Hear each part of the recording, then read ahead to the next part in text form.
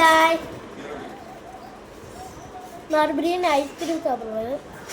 என்னன்னா இந்த வாட்டி பைசா தயிர் சாதமா அது பார்க்குற தயிர் சாதம் மாதிரி தான் பால் சோறு guys. ஆனால் இது பால் சோறு பார்க்குற தயிர் சோறு மாதிரி இருக்கும். இங்கே பாருங்க குட்டி சாத்தா எப்படி நடந்து வருது. இதான் எங்கள் தாத்தா.